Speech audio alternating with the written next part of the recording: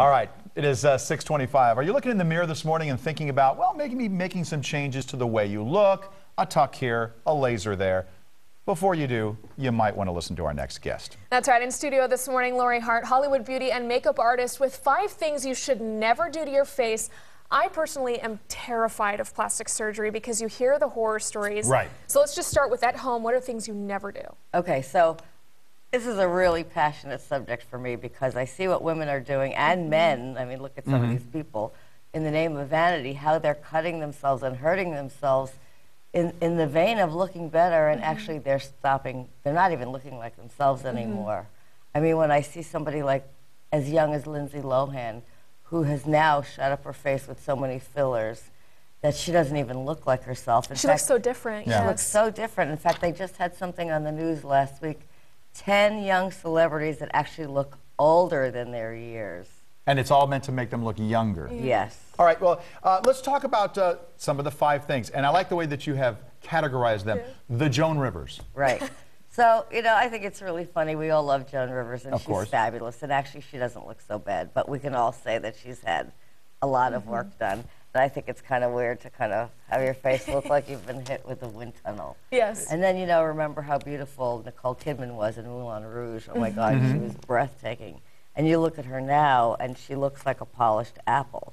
So what people are being educated by the MDs, and I hate to put down anything or anybody what they're doing. Right. But unfortunately, in the name of vanity, people are doing aggressive behaviors that are actually aging their skin. So laser is actually burning the top layers of your skin. So then the skin underneath is now in front of the sun, getting the harsh rays and actually making you look like a polished apple. Okay. Okay. So it's supposed to be rejuvenating, but it's actually very damaging. It's very damaging. I actually heard on a teleconference the other day a skin expert talking about the benefits of exfoliation, and they're talking about glycolic peels, and he goes, hey ladies, glycolic peels, that's not strong enough, use a buff puff. Oh. But what's actually happening is you're making that baby skin now in the sun, Right. and so you're actually prematurely aging your skin. Okay. So we're not really given the facts, and you don't want those harsh rays. One of the biggest misnomers is all the controversy now about sunscreen. Sunscreens are so misunderstood, and they're actually causing carcinogenic reactions.